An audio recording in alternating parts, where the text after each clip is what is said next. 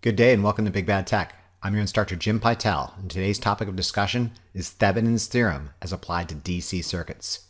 Our objective today is to learn to employ Thevenin's theorem in an effort to simplify a complicated linear two-terminal network into its Thevenin's equivalent circuit.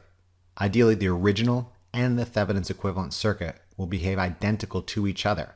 However, the Thevenin's equivalent circuit will be notably easier to build and solve for desired electrical quantities. Bottom line up front, Thevenin's theorem is essential to your progressive development in the basic electronics series. It is a key rite of passage and will be regularly employed because it has the power to render even the most tangled and gnarly of circuits into tame and docile pure series circuits that sit, stay, and roll over on command. I'm encouraging you to get involved with this lecture and take part in the illustrated example problems. I will admit up front, Thevenin's theorem is not exactly the easiest theorem to learn because it requires spatial awareness and flexibility in viewpoint. In my experience, individuals struggling with Thevenin's theorem don't necessarily have issues with the electrical concepts, but rather they have issues visualizing a circuit from different perspectives. It is for this reason I typically start discussions on Thevenin's theorem with a seemingly simple question. What is the resistance of this 4-resistor circuit? By all means, take a stab at this. Take 2 stabs if you wish, maybe even 6. Every time you take a stab, though, be warned, I've given you no solid ground upon which to stand. Resistance is a 2-point measurement. Which 2 points are we reading resistance from? If we read resistance from points A to D, R2, R3, and R4 are clearly in series with one another. A simplification I'll call R'. The total resistance seen by this ohm meter from points A to D is therefore R1 in parallel with R', for a value of 90 ohms. If, however, we read resistance from B to C, R2, R1, and R4 are clearly in series with each other, a simplification I'll call R'. The resistance from B to C is therefore R3 in parallel with R', for a value of 210 ohms. If we shift our terminals of interest yet again from A to C, R1 and R4 are in series with each other, a simplification I'll call R', as are R2 and R3, a simplification I'll call R'.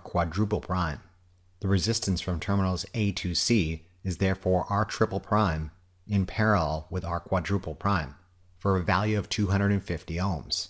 Numerous other combinations exist, each with its own resistance value. The point is, resistance measurements of this seemingly simple circuit are like trying to nail jello to a tree if you consider different perspectives. This is the biggest stumbling block I've witnessed for students first learning Thevenin's theorem, and I'm asking you keep this in mind when putting it to use. Observed electrical properties depend upon your perspective. Thevenin's theorem shifts perspectives from the source to the electrical load and back again. Throughout the course of the Basic Electronics 1 DC Circuit Analysis playlist, you'll notice I've regularly drawn sources on the left and electrical loads on the right, and only very rarely switching it up now and then. This isn't a necessary requirement, and the only reason I've regularly made use of this convention is out of sheer pity for those enrolled in basic electronics classes. Trust me, I've been there before, and I was just as confused and frustrated as you when I first learned this material. My biggest complaint about textbooks isn't that they're expensive, heavy, static, poorly written, and hopelessly old school. It's that the example problems accompanying each chapter are so awfully convoluted that students just learning electrical properties are so shaken by the purposely goofy obfuscations they never learn the electrical theory the practice problem was intended to demonstrate. Hamlet doesn't just start out with some dude getting stabbed. My approach is this: start slow, turn up the heat. If you've been following the Basic Electronics 1 DC Circuit Analysis playlist in its intended sequence, not sure if you've noticed it or not, but I've been progressively letting you off the leash now and then and just letting you figure it out yourself. Sure, the illustrated example problems have general guidance and final answers, but think about it. I'm not holding your hand, leading you through every step of a calculation and telling you which number to punch into your calculator or reminding you about engineering notation anymore. I just say things like, Ohm's law states that current in this branch is such and such, and just flash the number on the screen I'll let you figure it out yourself if you got the wrong answer. Not sure if you've ever looked down, but I pushed you out of the nest long ago in series parallel circuit analysis. If you've reached this point in this playlist, it's because you're still flying. In this spirit, let's turn up the heat and turn the world on its head. I want you to solve for the voltage across and the current through the variable load resistor RL, when RL is 1.2 kiloohms for these 4 circuits. Again, we are looking only for the voltage across and the current through the single resistor RL for each of these 4 circuits. Pause the lecture and take your best shot at this. Do not sit there and wait for me to guide you through this one. Come up with answers and write them down. Trust the skills you have and put those skills to the test. Do not reduce in return. Visualize these circuits at the nodal level from the perspective of flowing current. Current through elements in the same path must be the same. Voltage across paths in parallel must be the same. What goes up must come down, and what goes in must come out. Those with a modicum of spatial awareness realize that this is not 4 circuits, but rather 4 different iterations of the same circuit. They're all purposely goofy obfuscations of a series parallel circuit in which a source E sees the parallel combination of R2 and RL in series with R1. Source current must flow through R1, and then it splits between 2 paths. IS equals I1 equals I2 plus IL. The voltage drop across R2 must equal the voltage drop across RL since they are in parallel with one another. V2 equals VL, which equals our simplification V single prime. Additionally, E equals V1 plus V prime. For either of the 4 circuits, the voltage across the load resistor RL is 24 volts and 20 milliamperes of current flows through it.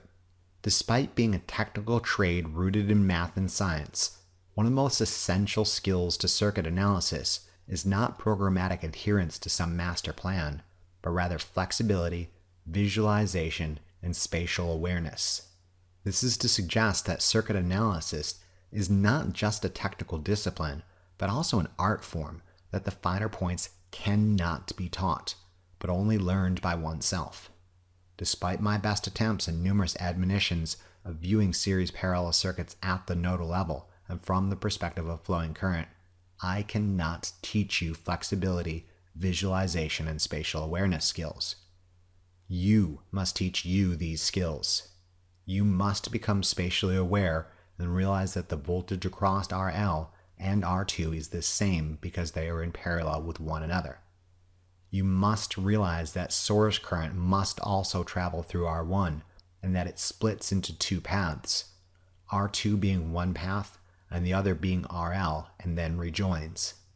You must be flexible enough to realize these facts despite circuit elements may be drawn in different positions, in different locations, on different sides, in different orientations, or in different colors.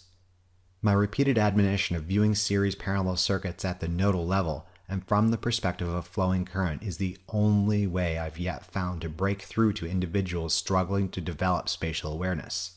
Rigid and recalcitrant individuals that refuse to use this technique break apart. I cannot teach you to be flexible. You cannot be reliant upon clear programmatic instructions because there are limitless possible configurations of circuits that can go wrong in limitless fashions. Now that we've had a quick discussion of visualization, let's dive into a discussion about electrical loads. Very often, circuits are designed to deliver power to a variable load resistor, often designated RL. I've discovered an error in my illustrated example problem. RL was meant to be a 2 kilo ohm resistor. Sorry about that. Pause the lecture and recalculate all the values. Please don't skip this step because it's vitally important to our later discussion. Oh, wait a second. Did I say 2 kilo ohms? I meant RL was supposed to be a 2.5 kilo ohm resistor. Sorry about that. Pause the lecture and recalculate all the values. Again, don't skip this step because it's vitally important to our later discussion. Whoa, wait a second. I do not know what is going on today. I am totally hosing up this lecture. RL isn't supposed to be 2.5 kilo ohms. I meant RL is supposed to be 5.2 kilo ohms. You can see the mistake, can't you? Go off and recalculate these values. While you're at it, calculate the values for when RL is 5 ohms, 50 ohms, 500 ohms, and 5 kiloohms. I'll wait for you a long, long, long time. Do you see the point I'm driving at? Every time RL changes, you change the whole circuit, and it necessitates another complete series parallel circuit analysis. If you haven't punched your computer screen by now, you have far more patience than I. This is a serious drag, and there has got to be a better way. The better way is with Thevenin's theorem. Thevenin's theorem is a two-step procedure that simplifies a complicated circuit into a single voltage source in series with a single resistance, supplying our load resistor. The original complicated circuit and the Thevenin's equivalent circuit should ideally behave the same, and importantly, the load resistor should be none the wiser to the substitution. Of note is not only the substantial ease with which calculations can be made using the Thevenin equivalent circuit. After all, it's just a pure series circuit, but also how much less components, connections, and confusion is involved in the physical construction of the Thevenin's equivalent circuit. Which would you rather be responsible for? A series parallel circuit or a simple pure series circuit with only two elements? I know which one I'd prefer. The two steps in Thevenin's theorem make use of a shift in perspective from the source to the load. Thus far, we've been performing circuit analysis as if the source is the only one controlling the show. However, the source is really only part of the picture. Ohm's law supports this duality. Voltage influences current directly. Increase the voltage, current increases. Resistance influences current indirectly. Decrease the resistance, and current increases. Both partners are necessary for the dance. Thevenin's theorem takes advantage of this half of the equation. How does the load resistor see the original circuit? Let's dive right into Thevenin's theorem. The Thevenin's equivalent circuit consists of a single voltage source called ETH in series with a single resistor called RTH. These two components are hooked to the two nodes A and B, supplying our load resistor RL. To simplify a complicated circuit into its Thevenin's equivalent, we need to solve for the quantities ETH and RTH using two separate steps. Before we even begin discussing procedures, let me make something absolutely clear. It's all about perspective, and sometimes shifts in perspectives mean different things. You can solve for ETH or RTH first. Order doesn't matter. However, you must simply understand that ETH and RTH have nothing to do with each other and are never used to solve for each other. Only in the Thevenin's equivalent circuit do they come together to create a pure series circuit, which should ideally behave identically to the original complicated circuit, with the notable advantage of being easier to analyze and build. Let's start by discussing the procedure necessary to solve for ETH, the Thevenin's equivalent voltage. First, one must remove the load resistor from the nodes of interest. Next, one simply determines the open circuit voltage seen across these two nodes of interest. In this example problem, we've designated resistor RL as our resistor of interest. As previously discussed, any change in RL would necessitate a complete series parallel circuit analysis to solve for this circuit's response to this change resistance. Let's determine the Thevenin's equivalent voltage seen by the load resistor. Step 1. Remove the load resistor from the nodes of interest. Step 2. Determine the open circuit voltage seen across these two nodes of interest. In this case, the open circuit voltage across the terminals A to B would be the voltage across R2. Again, RL has been removed from consideration and has changed this circuit. The simplest of series circuit properties can now be used to solve for the voltage across the A to B terminals. I'll use the VDR. The VDR set up to solve for VIB is as follows. Substituting in the necessary values, we find VIB equal to 30 volts. This is the Thevenin equivalent voltage, ETH. Now that we've obtained the Thevenin's equivalent voltage, let's set it aside and move on to RTH, the Thevenin's equivalent resistance. Again, RTH and ETH have nothing to do with each other until the very last step. Set ETH down and do not pick it up again until we're done. To solve for RTH, the Thevenin's equivalent resistance also necessitates a multi-step process. First, one must remove the load resistor from the nodes of interest. Next, one removes the source or sources from consideration. One removes a voltage source by replacing it with a short circuit or 0 ohm resistor. One removes a current source by replacing it with an open or infinite resistance. Make note that incorporating short circuits and open circuits inside your original circuit may fundamentally change the nature of your circuit, as we'll see in a moment. Finally, one reads the resistance of this modified circuit at the terminals of interest. This, in my experience, is one of the hardest shifts for individuals to make. RTH is not the resistance seen by the original source.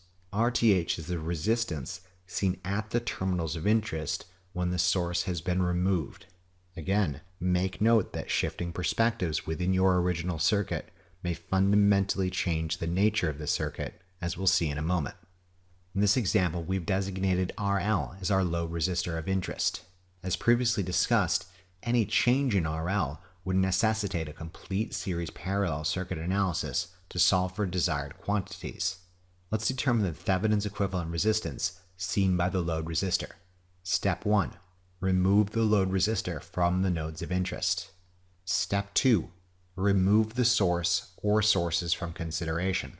In this case, it's a single voltage source, necessitating it be replaced with a short circuit or 0 ohm resistor. Finally, one reads the resistance of this modified circuit at the terminals of interest. If you want to, you can draw a little ohm meter on the terminals of interest, reminding you perspective has shifted. The removal of sources and the perspective shift changes the game, and a lot of people unnecessarily freak out about this. Chill out, relax. Visualize this circuit at the nodal level and from the perspective of flowing current. In this circuit, an ohm meter reading the resistance from A to B would see R1 clearly in parallel with R2. This is fundamentally different than the relationship we previously observed when calculating the open circuit voltage ETH. That's the point. There has been a perspective shift, and calculating RTH has nothing to do with ETH. R1 in parallel with R2 is a 300 ohm resistor, meaning the Thevenin equivalent resistance, RTH, is 300 ohms.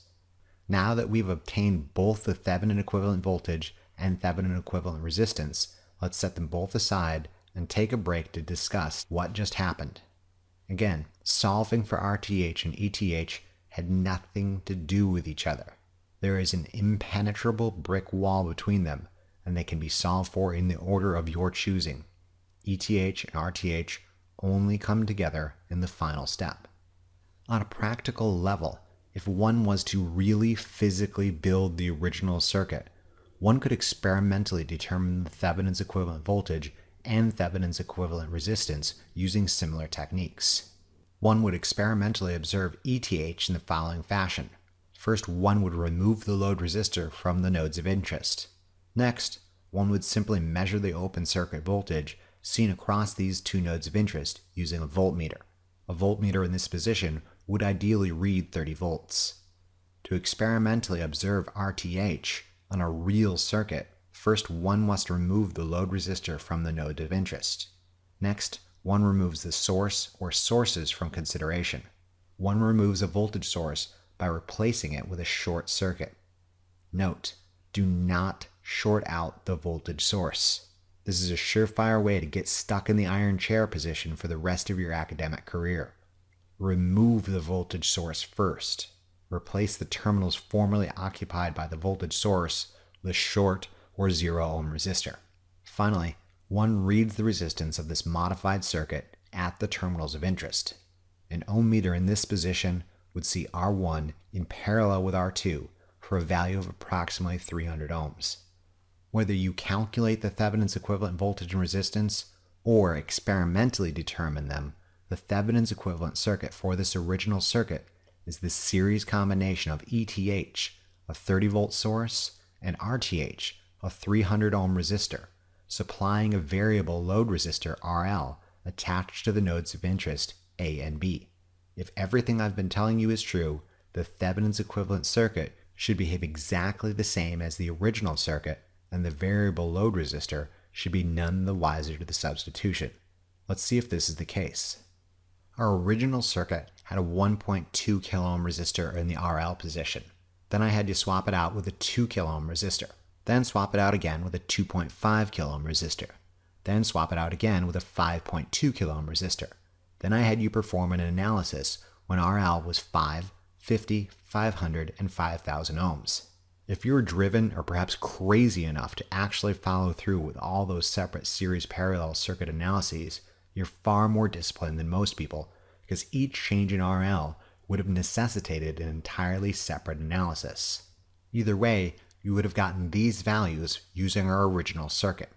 If you use the Thevenin's equivalent circuit, you should ideally get the same values, only faster, because the Thevenin's equivalent circuit has the notable advantage of being much easier to analyze and build. I hate to disappoint some of you, but one learns Thevenin's theorem by doing Thevenin's theorem. Let's try another illustrated example. By all means, pause the lecture and attempt to solve for the Thevenin's equivalent of this linear two-terminal circuit supplying variable load resistor RL.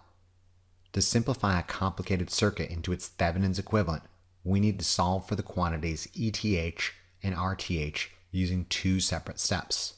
To solve for ETH, the Thevenin equivalent voltage, first one must remove the load resistor from the nodes of interest. Next, one simply determines the open circuit voltage seen across these two nodes of interest. To solve for RTH also necessitates a multi-step process. First, one must remove the load resistor from the nodes of interest. Next, one removes the source or sources from consideration. One removes a voltage source by replacing it with a short. One removes a current source by replacing it with an open. Make note that incorporating shorts and opens inside your original circuit may fundamentally change the nature of your circuit, as we'll see in a moment. Finally, one reads the resistance of this modified circuit at the terminals of interest. Because we're crazy, let's solve for RTH first, then ETH.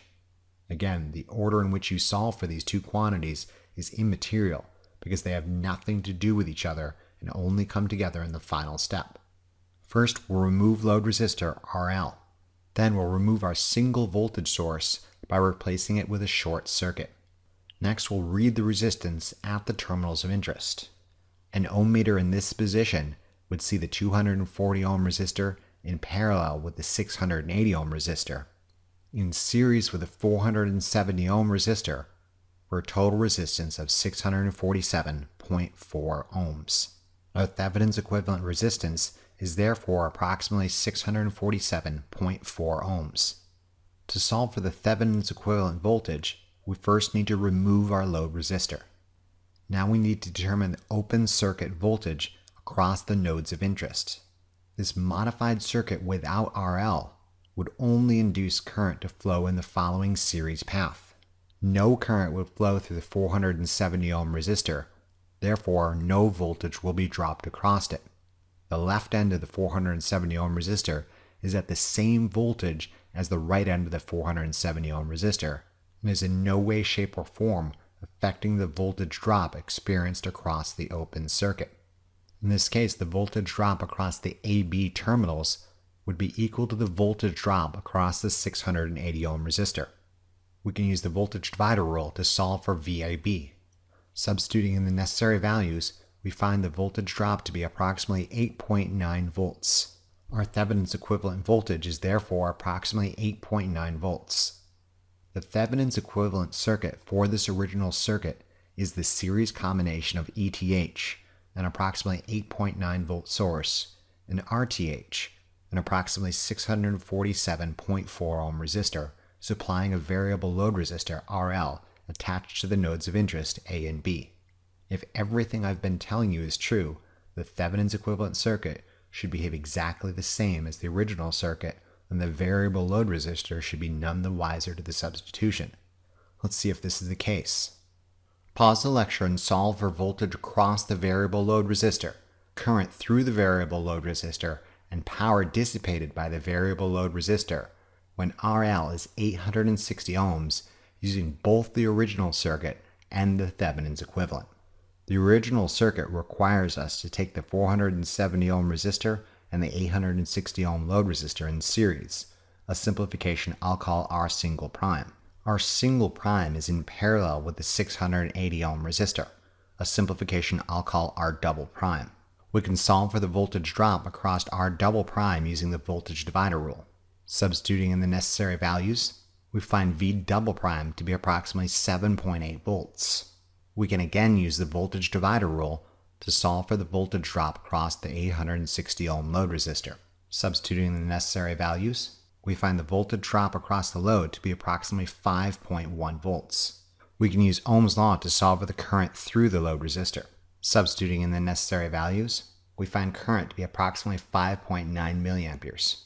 We can use any iteration of the power equations and substitute in the appropriate values to find the original circuit delivers approximately 29.8 milliwatts to the 860 ohm load resistor. Again, the original circuit necessitated a complete series parallel circuit analysis. Compare and contrast the ease in solving for these same values when using the Thevenin's equivalent circuit. We can solve for the voltage drop across the load using the voltage divider rule. Substituting in the necessary values, we find the voltage drop across the load to be approximately 5.1 volts in a single step. Ohm's law can be used to solve for the current through the load, and your choice of the power equations could be used to solve for the power delivered to the load. Note we achieved the same values in less steps, and if we were asked to solve for these same quantities for a range of RL values, the Thevenin's equivalent circuit presents a pure series circuit substantially easier to solve for desired electrical quantities and build.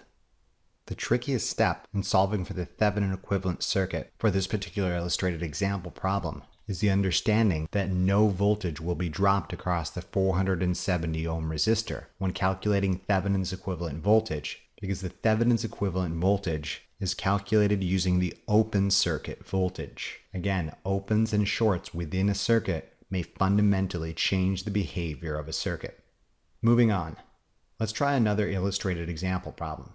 By all means, pause the lecture and attempt to solve for the Thevenin's equivalent of this linear two-terminal circuit supplying the variable load resistor RL. To simplify a complicated circuit into its Thevenin equivalent, we need to solve for the quantities ETH and RTH using two separate steps. To solve for ETH, the Thevenin's equivalent voltage, one must first remove the load resistor from the nodes of interest. Next, one determines the open circuit voltage seen across the two nodes of interest. To solve for RTH, the Thevenin's equivalent resistance, also necessitates a multi-step process. First, one must remove the load resistor from the nodes of interest. Next, one removes the source or sources from consideration. One removes a voltage source by replacing it with a short. One removes a current source by replacing it with an open. Make note that by incorporating shorts and opens inside your original circuit, it may fundamentally change the nature of your circuit, as we'll see in a moment. Finally, one determines the resistance of this modified circuit at the terminals of interest. First, one removes the load resistor. Now we must determine the open circuit voltage seen across the terminals of interest. In open circuit conditions, current flows in only these paths. No current flows through the 1.8 kilo ohm resistor, and no voltage will be dropped across it. The left end of the 1.8 kilo ohm resistor will have the same voltage as the right end. For all intents and purposes, it can be removed from consideration when determining open circuit voltage. The voltage drop from A to B is therefore the voltage drop across the 2.2 kilo ohm resistor. The voltage drop across the 1.1 kilo ohm resistor is 70 volts, and the voltage drop across the series path of the 1.3 kilo ohm resistor and the 2.2 kilo ohm resistor is also 70 volts. Voltage across paths in parallel is the same. We can use the voltage divider rule to find the voltage across our open circuit. Substituting in the necessary values, we find the open circuit voltage to be 44 volts. Our Thevenin's equivalent voltage is therefore 44 volts. To solve for the Thevenin's equivalent resistance, we must remove our load resistor. We must now remove the source. Since it is a voltage source, it will be replaced with a short circuit or a 0 ohm resistance. Notice this short circuit, in parallel to the 1.1 kilo ohm resistor, has fundamentally changed our circuit and has effectively removed the 1.1 kilo ohm resistor from consideration. An ohm meter placed at our terminals of interest would see the 1.3 kilo ohm resistor in parallel with the 2.2 kilo ohm resistor in series with the 1.8 kilo ohm resistor for a total resistance of 2,617.1 ohms. Our Thevenin's equivalent resistance is therefore 2,617.1 ohms. Our original series parallel configuration should be functionally equivalent to our Thevenin's equivalent circuit of a 44 volt source in series with a 2,617.1 ohm resistor supplying our variable load resistor. The notable advantage of the Thevenin's equivalent circuit is that electrical quantities are far easier to calculate and the circuit is far easier to build. If everything I've been telling you is true, the Thevenin's equivalent circuit should behave exactly the same as the original circuit, and the variable load resistor should be none the wiser to the substitution. Let's see if this is the case. Pause the lecture and solve for voltage across the variable load resistor, current through the variable load resistor, and power dissipated by the variable load resistor when RL is 2 kilo ohms using both the original circuit and the Thevenin's equivalent. The original circuit yields the following values. Using the Thevenin's equivalent circuit, we find identical values, proving that RL is none the wiser to the substitution. Of note, the Thevenin's equivalent circuit is much simpler, being a pure series circuit. If we needed to perform the same analysis for a wide range of RL values, the Thevenin's equivalent circuit yields faster and easier results. Perhaps the hardest part of solving for the Thevenin's equivalent for this particular illustrated example problem is again your understanding that when no current flows through a resistor, no voltage will be dropped across it. The Thevenin's equivalent voltage is the open circuit voltage. Additionally, the removal of the voltage source by incorporating a short fundamentally changed the nature of our circuit by removing the 1.1 kilo ohm resistor from consideration. Let's try another illustrated example problem, this time one incorporating a current source. By all means, pause the lecture and attempt to solve for the Thevenin's equivalent of this linear two-terminal circuit supplying a variable load resistor RL. Again, to simplify a complicated circuit into its Thevenin's equivalent, we need to solve for the quantities ETH, the Thevenin's equivalent voltage, and RTH, the Thevenin's equivalent resistance, using two separate steps. To solve for ETH, the Thevenin equivalent voltage, one must remove the load resistor from the nodes of interest. Next, one determines the open circuit voltage seen across the two nodes of interest. To solve for RTH, the Thevenin's equivalent resistance, also necessitates a multi-step process. First, one must remove the load resistor from the nodes of interest. Next, one removes the source or sources from consideration.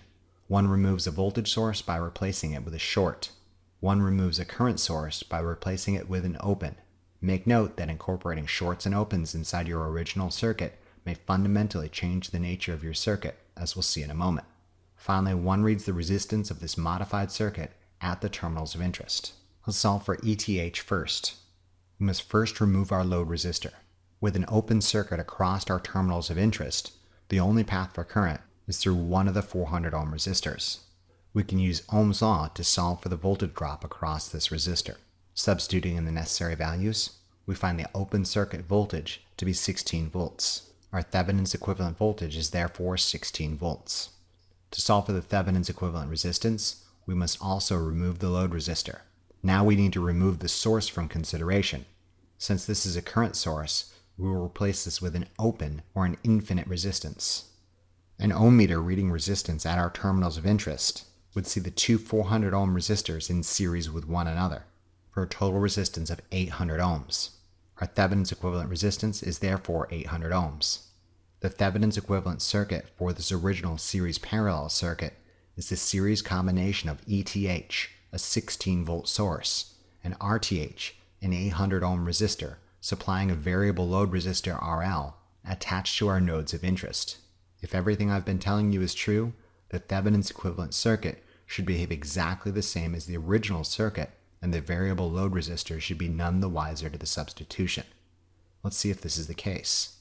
Pause the lecture and solve for voltage across the variable load resistor, current through the variable load resistor, and power dissipated by the variable load resistor when RL is 600 ohms, using both the original circuit and the Thevenin's equivalent. Using the original series parallel circuit configuration, we find VL to be approximately 6.9 volts, IL to be approximately 11.4 milliamperes, and power dissipated by the load to be approximately 78.4 milliwatts. Using the Thevenin's equivalent circuit, we find identical values, proving that RL is none the wiser to the substitution. Of note, the Thevenin's equivalent circuit is much simpler, being a pure series circuit. If we needed to perform the same analysis for a range of RL values, the Thevenin's equivalent circuit would yield results faster.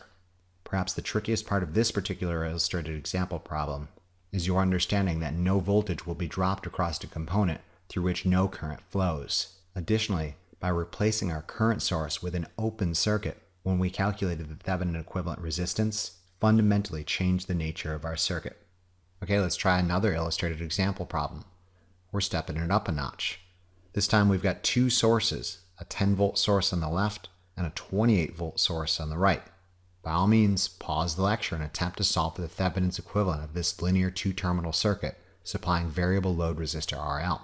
To simplify a complicated circuit into its Thevenin's equivalent, we need to solve for the quantities ETH, the Thevenin's equivalent voltage, and RTH, the Thevenin's equivalent resistance, using two separate steps. To solve for ETH, the Thevenin's equivalent voltage, first one must remove the load resistor from the nodes of interest. Next, one simply determines the open circuit voltage seen across these two nodes of interest. To solve for RTH, the Thevenin's equivalent resistance, also necessitates a multi-step process. First, one must remove the load resistor from the nodes of interest. Next, one removes the source or sources from consideration. One removes a voltage source by replacing it with a short. One removes a current source by replacing it with an open. Make note that incorporating shorts or opens inside your original circuit may fundamentally change the nature of your circuit, as we'll see in a moment. Finally, one reads the resistance of this modified circuit at the terminals of interest.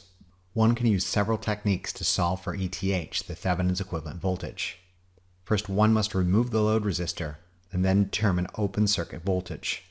The first technique we'll use to solve for the open circuit voltage seen across terminals AB is a good old-fashioned KVL analysis.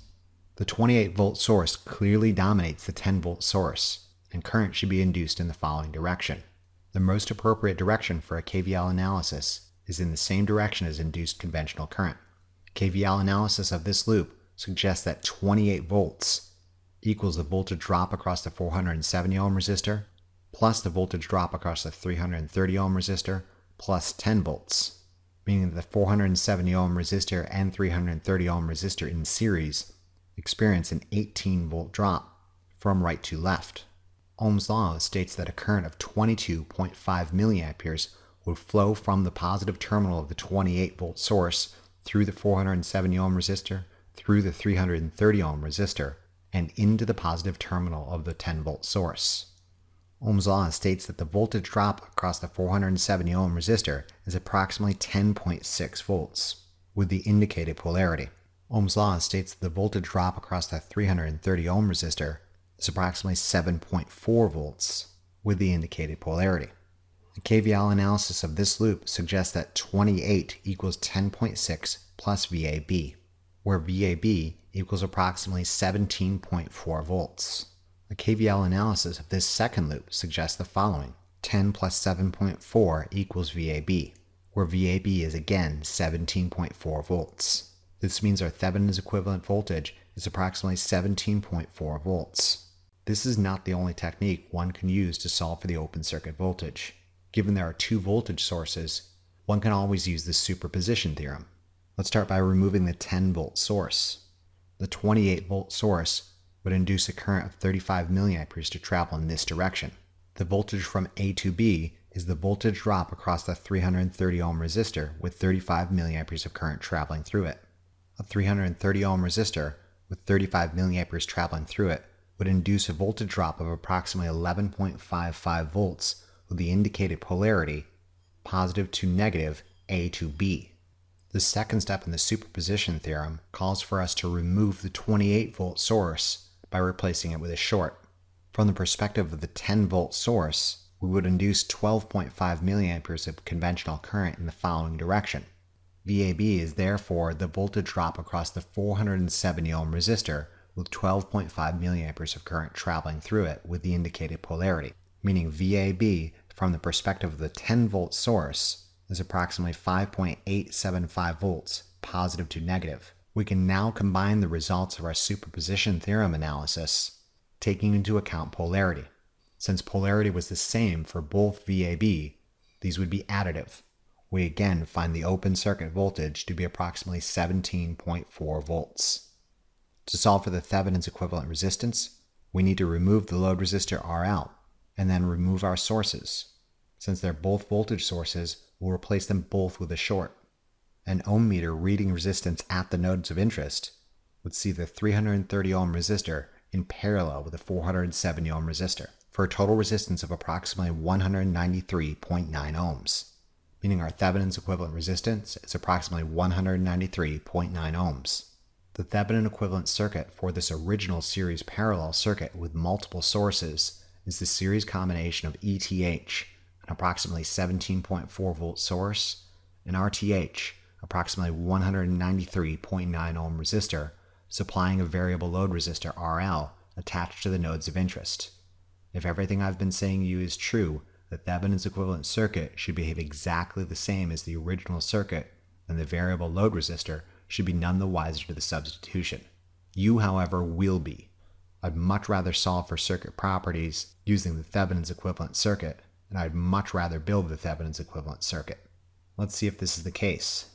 Pause the lecture and solve for voltage across the variable load resistor, current through the variable load resistor, and power dissipated by the variable load resistor when RL is 510 ohms using both the original circuit and the Thevenin's equivalent. Using the Thevenin circuit configuration, we find VL to be approximately 12.6 volts, IL to be approximately 24.8 milliamperes, and power dissipated by the load to be approximately 312.6 milliwatts. I am not going to go to the trouble to do another superposition theorem, nodal analysis, mesh analysis, or KVL analysis of this original complicated circuit using multiple sources if the Thevenin equivalent circuit can get me results faster. That's the point. The Thevenin's equivalent circuit is much easier to solve for desired circuit properties and much easier to build. That's it. Let's bring this lecture to a close. Realize Thevenin's theorem is an essential rite of passage in your development as an electrical technician and will become a necessary and frequently employed tool.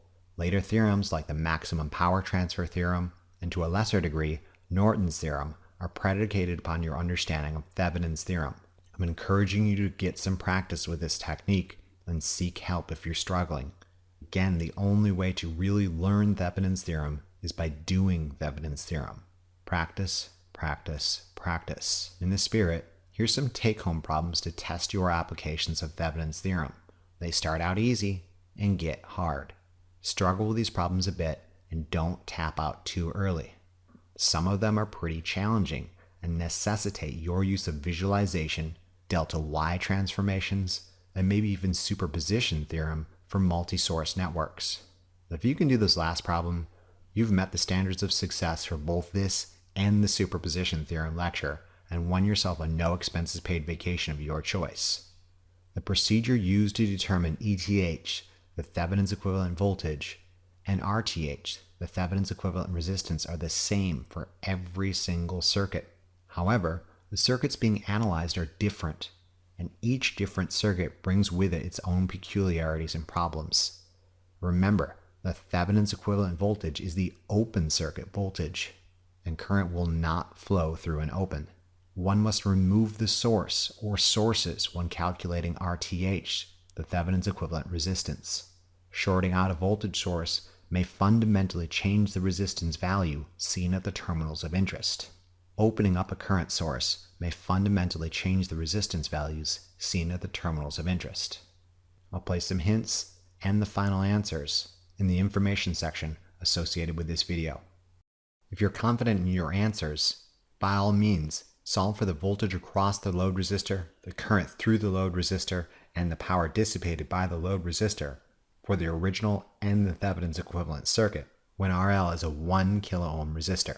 If you've done the Thevenin equivalent circuit correctly, you should find identical values, proving that RL is none the wiser to the substitution. Of note, the Thevenin's equivalent circuit will be notably easier to build and solve for desired electrical quantities. In conclusion, we learned to employ Thevenin's theorem in an effort to simplify a complicated linear two-terminal network. Ideally, the original and the Thevenin's equivalent circuit will behave identical to each other. However, the Thevenin's equivalent circuit will be notably easier to build and solve for desired electrical quantities. Remember to view these concepts as often as you need to really drive it home. Imagine how well lab will go if you know what you're doing. Thank you very much for your attention and interest. We'll see you again during the next lecture of our series. Remember to tell your Lazy Lab partner about this resource, and be sure to check out the Big Bad Tech channel for additional resources and updates.